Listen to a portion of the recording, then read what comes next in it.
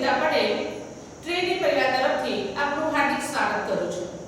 વિદ્યાર્થીઓ, આજે હું ધોરણ 9 વિષય ગુજરાતીમાં પ્રથમ કાવ્ય સાંજ સમે સાંભળ્યો એની આપણે આજે વાત કરીશું। પહેલા તો વિદ્યાર્થી મિત્રો, આપણે આ કાવ્યના કવિ કોણ છે આપણે એની વાત કરી લઈએ। આ કાવ્યના કવિ નરસિંહ મહેતા છે। નરસિંહ મહેતાને તો આપણે સૌ કોઈ જાણીએ છીએ। નરસિંહ મહેતાનો જન્મ આમ જોવા જઈએ ને તો નરસિંહ મહેતાના જન્મ વિશે કોઈ ચોક્કસ માહિતી મળતી નથી। કહેવાય છે કે આશરે 15મી સદીમાં એમનો જન્મ થયેલો। ભાવનગર જિલ્લાના તળાજા ગામમાં એમનો જન્મ થયેલો।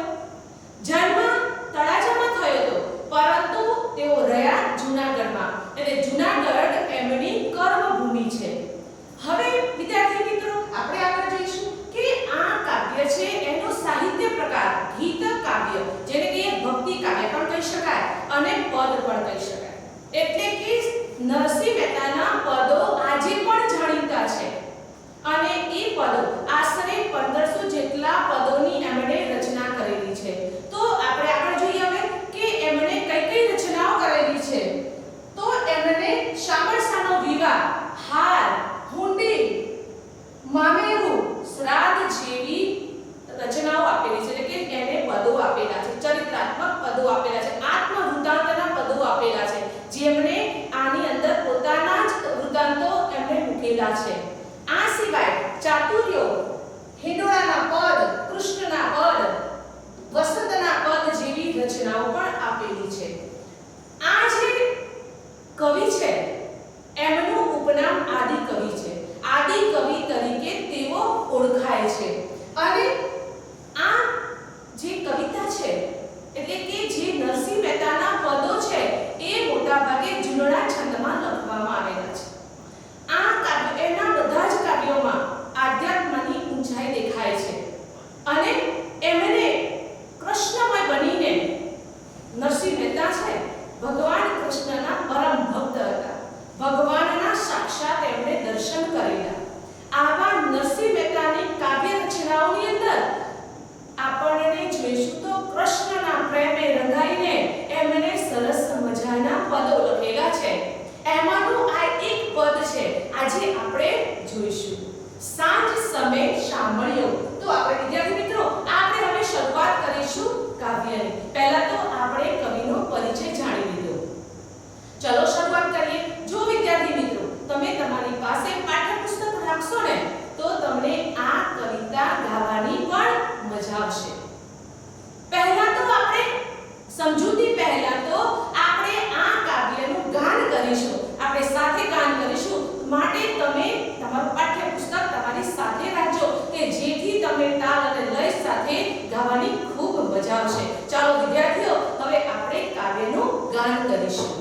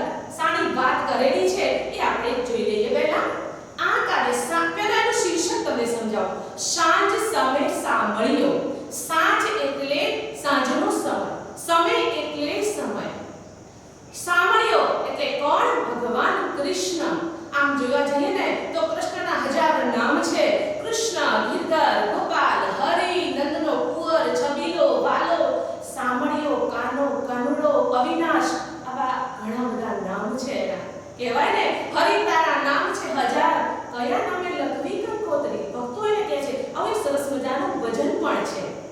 તો અહીંયા આ કાવ્યની અંદર શું છે પહેલા એની વાત કરી દઈએ આપણે. સાંજ સમય સાંભળ્યો એટલે સાંજના સમયે ભગવાન કૃષ્ણ એટલે કે સાંભળ્યો સાની વાત છે. તો સાંજના સમયે કાનુડો વૃંદાવનથી ગાયો ચરાવીને આવે છે. આપણે સૌ જાણીએ છીએ કે ભગવાન કૃષ્ણને ગાયો બહુ વાલી હતી. તેઓ આપણે જાણીએ છીએ કે ક્યાં જન્મેલા? મથુરાની જેલમાં જન્મેલા, ગોકુળની ગલીઓમાં ઉછરેલા, નંદ બાબાને ત્યાં રહીને ઉછરેલા અને વૃંદાવનમાં ગાયો ચરાવી. આપણે સૌ જાણીએ છીએ અને એના તોફાન મસ્તી પણ આપણે જાણીએ છીએ. આખા ગોકુળ મથુરામાં ધૂમ મચાવે છે. તો આવો સાંભળ્યો છે. અહીંયા કઈ સંબોધન કર્યું છે? ભગવાન કૃષ્ણ માટે નરસિંહ મહેતાએ સાંભળ્યો શબ્દ વાપર્યો છે. અને અહીંયા વૃંદાવનથી ગાયો ચારીને ભગવાન કૃષ્ણ જ્યારે આવી રહ્યા છે ને ત્યારે કેવા દેખાય છે આ દ્રશ્ય છે ને આખા કાવ્યની અંદર આપેલું છે. શૃંગારિક ભાવો આપેલા છે.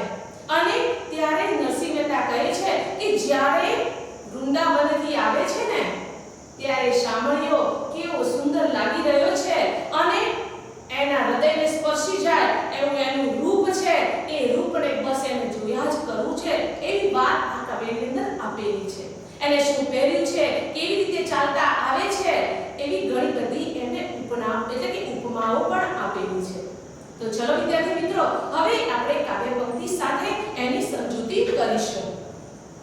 સાંજ સમય સાંભળ્યો વાલો વૃંદાવનથી આવે, આગળ ગોતન પાછળ સાજન મનમાં મોહ ઉપજાવે. કેવી સુંદર પંક્તિ છે. સાંજના સમયે વાલો એટલે કોણ? કૃષ્ણ માટે વપરાયેલો શબ્દ છે.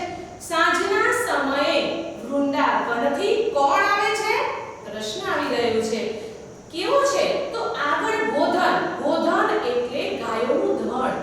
આગળ ગાયોનું ધણ છે અને પાછળ સાજન, સાજન એટલે કૃષ્ણ અને ગાયોનું ધણ છે. વિદ્યાર્થી મિત્રો હવે આપણે આ કાવ્યની સમજૂતી કરીશું. સાંજ સમય સાંભળ્યો વાલો વૃંદાવનથી આવે, આગળ ગોધન પાછળ સાજન મનમાં મોહ ઉપજાવે. સાંજના સમય એટલે સમય. આ એનો શબ્દ છે સમય એટલે સમય. સાંજના સમયે કોણ? સાંભળ્યો વાલો એટલે કોણ? ભગવાન કૃષ્ણ. ક્યાંથી આવે છે? વૃંદાવનથી આવે છે. ગાયો ચરાવીને જ્યારે વૃંદાવનથી કૃષ્ણ આવી રહ્યા છે અને કેવા લાગે છે? આગળ ગોધન, ગોધન એટલે ગાયોનું ધણ. સાજન એટલે ગોવાળિયાઓ, ભગવાન કૃષ્ણ. આગળ ગાયો છે, પાછળ કૃષ્ણ અને ગોવાળિયાનું ટોળું છે. મનમાં મોહ ઉપજાવે. ત્યારે આ દ્રશ્ય નરસિંહ મહેતા કહે છે આ દ્રશ્ય કેવું છે? મનને મોહ ઉપજાવે તેવું છે. વાલો વૃંદાવનથી આવી રહ્યો છે ગાયોના એટલે કે ધણ સાથે, પાછળ પોતે અને ગાયોનું એટલે કે ગોવાળિયાનું ટોળું છે. અને આવા મલકતા ભગવાન કૃષ્ણ વૃંદાવનથી ગાયો એટલે કે ચરાવીને આવી રહ્યા છે. આ દ્રશ્ય જોઈને નરસિંહ મહેતાનો એટલે કે મોહ ઉપજાવે એવું એમને દ્રશ્ય લાગ્યું છે. આગળની પંક્તિ જોઈએ આપણે. મોર મુકુટ શિર સુંદર ધર્યો, કાને કુંડળ લહેકે. મોર એટલે પક્ષીનું નામ છે. મોર મુકુટ આપણે જાણીએ કે ભગવાન કૃષ્ણના માથા ઉપર શું ધારણ કરતા? મોર પીંછ ધારણ કરતા. આપણે એના દરેક ફોટા જોઈશું ને તો ભગવાન કૃષ્ણના માથા ઉપર મોર પીંછથી એકદમ શોભી રહેલા દેખાય છે આપણને. મોર મુકુટ શિર સુંદર ધર્યો. શિર એટલે માથા ઉપર શું શોભી રહ્યું છે? તો માથા ઉપર મોર પીંછ શોભી રહ્યો છે. મોર પીંછ જેવો એટલે કે મુગટ શોભી રહ્યું છે. સુંદર ધર્યો, કાને કુંડળ લહેકે. કાનની અંદર શું પહેર્યું છે? તો કુંડળ એટલે કે એક જાતનો આભૂષણ છે. કાનની અંદર એટલે કે કાનમાં એમને કુંડળ પહેર્યા છે. એના કારણે ભગવાન કૃષ્ણ છે એ સુંદર લાગી રહ્યા છે. મોર મુકુટ શિર સુંદર ધર્યો, માથા પર મોર પીંછ ધારણ કરેલું છે, કાનમાં કુંડળ પહેર્યા છે.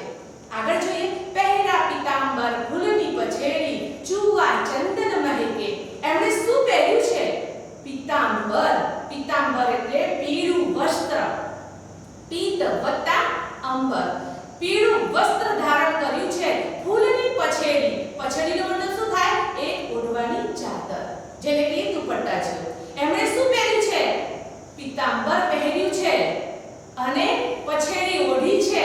ચૂવા ચંદન મહેકે, ચૂવા એટલે સુગંધિત તેલ, ચંદન એટલે સુગંધિત લાકડું. આવો અર્થ પણ થાય છે. એટલે આ સામાન્ય શબ્દો છે. વિદ્યાર્થી મિત્રો સાથે સાથે આ પણ તમે ધ્યાન રાખજો. તો પીતાંબર પહેર્યું છે, ચાદર ઓઢી છે, ફૂલની ચાદર, ચાદર કેવી છે? ફૂલની છે. અને ચૂવા ચંદન મહેકું, મહેકું એટલે સુગંધિત થવું.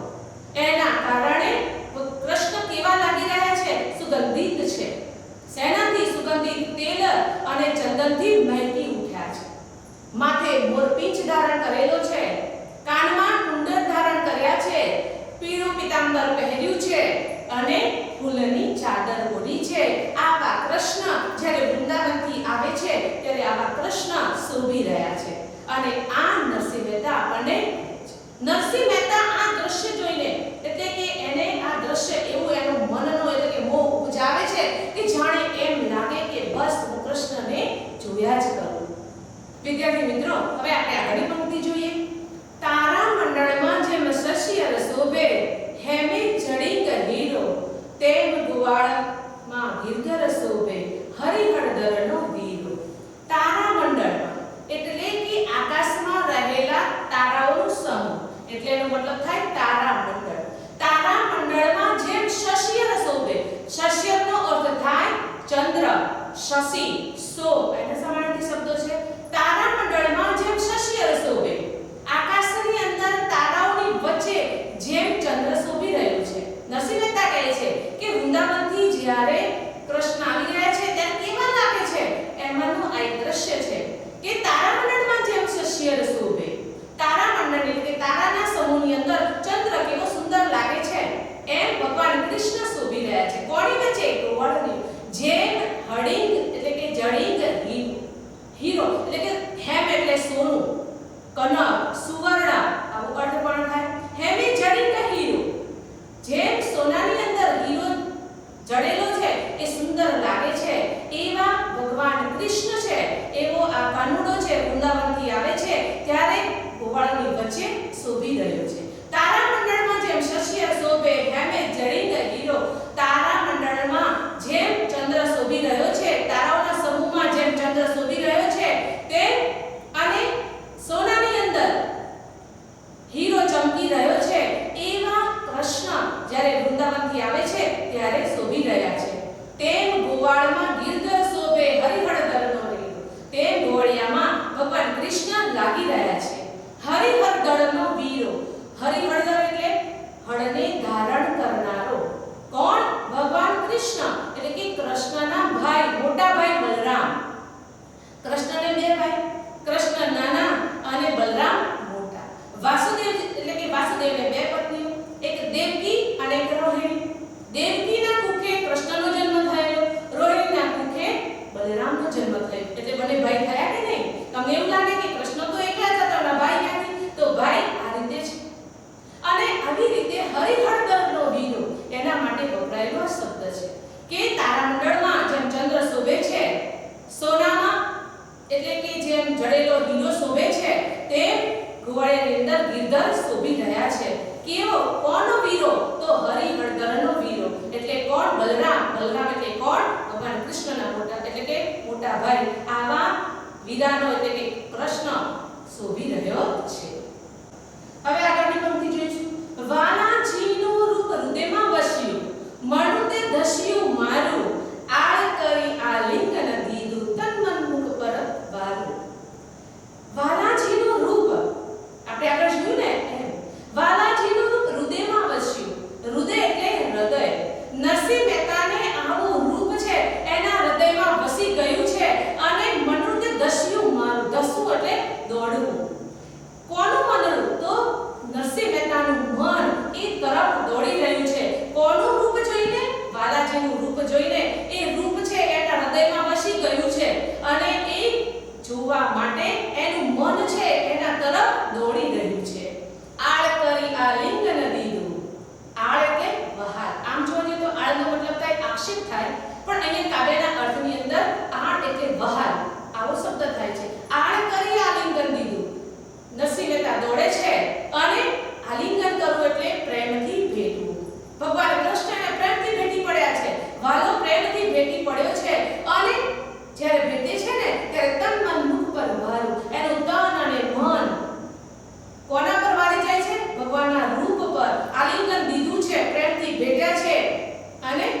એની સામે જોતા જ રહ્યા છે.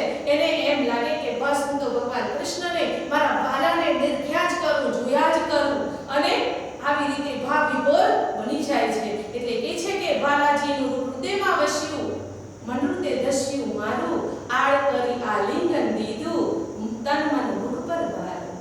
એટલા માટે આવા વાલાજીનું રૂપ જોઈને એવા તો એની તરફ દોડે છે, હૃદયમાં એનું રૂપ વસી ગયું છે, પ્રેમથી તેને ભેટ્યા છે, અને આ જોઈને એનું રૂપ જોઈને નરસિંહ મહેતા તો એના તન મન એના એટલે કે એના મુખ એટલે મોઢા પર વારી જાય છે. હવે આપણે આગળની પંક્તિ જોઈશું. વાલાજીનું રૂપ મહાશુભકારી, રશ્ય વીણ કેમ રહેવું, નરસૈયાચા સ્વામીની શોભા, નિરખી નિરખી હરખીએ. વાલાજીનું રૂપ મહાશુભકારી, વાલોજી એટલે કૃષ્ણ નો રૂપ કેવું છે? મહાશુભકારી છે. નરસૈયો એનું રૂપ જુએ છે, અને મહાશુભકારી એટલે અતિ કલ્યાણકારી છે. એનું મોઢું જોવું એ એક શુભ એટલે કે કલ્યાણકારી છે, કે જેનું મુખ જોવાથી આપણું જે હૃદય છે એ પવિત્ર બની જાય છે. કે છે કે વાલાજીનું રૂપ મહાશુભકારી, રશ્યા વીણ કેમ રહેવું. આવા વાલાજીનું રૂપ જોઈને એટલે કે રશ્યો એટલે કોણ? કૃષ્ણ માટે વપરાયેલો શબ્દ છે. રશ્યા વીણ એટલે કે વીણા. આવા રશ્યા વગર, આવા બાલાજીના રૂપ જોયા વગર કેમ રહી શકાય? બાલાજીનું રૂપ મહાશુભકારી, રશ્યા વીણ કેમ રહેવું, નરસૈયાચા સ્વામીની શોભા, નિરખી નિરખી હરખી. હરખવું એટલે આનંદિત થવું. કોનો સ્વામી? નરસૈયાનો સ્વામી. નરસૈયાના સ્વામીની શોભા એટલે કે જે વૃંદાવનથી વાલો આવી રહ્યો છે, અને જે એનો દેખાવ છે, જે એનું રૂપ છે, એ રૂપ ઉપર નરસૈયા એટલે કે નરસિંહ મહેતા વારી ગયા છે. આવું રૂપ જોઈને એટલે કે છે કે આવું રૂપ તો નિરખી નિરખીને એટલે કે જોઈ જોઈને, નિરખવું એટલે જોઈ જોઈને મન આનંદિત બની જાય છે, અને એને પ્રેમથી ભેટી પડ્યા છે. અને નરસિંહને એમ લાગે છે, નરસિંહ મહેતાને એમ લાગે છે કે એનું જીવન જાણે ધન્ય બની ગયું હોય એમ લાગે છે. તો વિદ્યાર્થી મિત્રો, આ કવિતા તમને કેવી લાગી? આ કાવ્યની અંદર એક જ વાત છે કે વૃંદાવનથી વાલો આવી રહ્યો છે, અને કેવો દેખાય છે એ વાત જે છે એની અંદર આપેલી. છેલ્લી બે પંક્તિઓમાં શૃંગારિક ભાવો આપેલા છે, અને આ કાવ્ય નરસિંહ મહેતાના પદોમાંથી લેવામાં આવ્યું છે. વિદ્યાર્થી મિત્રો, તમે પણ નરસિંહ મહેતાના પ્રભાતિયા એટલે કે એના વિશે તમે એને સાંભળ્યું હશે, પ્રભાતિયા સાંભળ્યા હશે. અને ગામડાઓની અંદર સવારે જ્યારે પ્રભાત ફેરીની અંદર જતા હોય છે ને, ત્યારે લોકો આ નરસિંહ મહેતાના પ્રભાતિયા ગાતા હોય છે. હે જાગને જાદવા કૃષ્ણ ગોવાળિયા, તું જ વિના ધેનમાં કોણ જાશે. હે ઝડપ મળે છાણી જાને વાળા, સ્વામી અમારો જાગશે, જાગશે તને મારશે, મને બાળ હત્યા લાગશે. આ સિવાય ઘણી બધી કવિતાઓ પણ છે. આજની ઘડી રડિયામણી, સખી આજની ઘડી રડિયામણી, મારો વાલોજી આવ્યાની વધામણી. આવા કાવ્યો છે. પણ અને એ સિવાય વૈષ્ણવજન, વૈષ્ણવજન તો તેને રે કહીએ, જે પીડ પરાઈ જાણે રે, પર દુખે ઉપકાર કરે તો એ મન અભિમાન ન આણે રે. આ છે ને એ એનું જાણીતું જે કહીએ પદ છે, જે ગાંધીજીને પણ અતિ પ્રિય હતું. વિશ્વની અંદર ગુજરાતી પ્રજાના હૈયે હોઠે બસેલું આ કાવ્ય ખૂબ જાણીતું છે. તો વિદ્યાર્થી મિત્રો, આ કવિતા તમને કેવી લાગી? સરસ મજાની આપણે સમજૂતીની વાત કરી, અને તમે પણ આ કવિતા ઘેર ગાતા રહેજો, કેવી મજા આવશે. તો હવે વિદ્યાર્થી મિત્રો, હવે આપણે આગળ જોઈશું કે આના સમાનાર્થી શબ્દો, રૂઢિપ્રયોગો એટલે કે વિરોધી શબ્દો, શબ્દ સમતળપદા શબ્દો, આ બધાની આપણે વાત કરીશું. પહેલા આપણે સમાનાર્થી શબ્દો જોઈશું. ગોધન એટલે ગાયોનું દળ, કુંડળ એટલે કાને પહેરવાનું ગરેણું, પીતાંબર એટલે પીળું વસ્ત્ર, ચૂવા એટલે સુગંધિત તેલ, ચંદન એટલે એક જાતનું સુગંધિત લાકડું, શસ્ય એટલે ચંદ્ર એવો અર્થ પણ થઈ શકે. હેમ એટલે સોનું, કનક, સુવર્ણ પણ અર્થ થાય. હળદર એટલે બલરામ એટલે કૃષ્ણનો ભાઈ. નિરખવું એટલે ધ્યાનથી જોવું. આળ એટલે આક્ષેપ પણ કાવ્યના દ્રષ્ટિએ બહાર શબ્દ થાય છે. હવે આપણે વિરોધી શબ્દ જોઈશું. મોહ તો નિર્મોહ, રૂપ કરૂપ, શુભ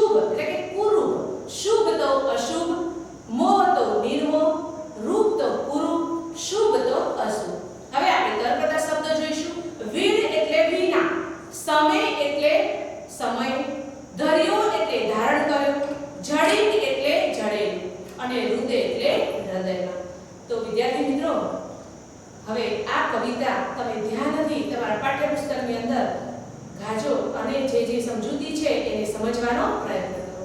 ચાલો વિદ્યાર્થી આવજો. Thank you.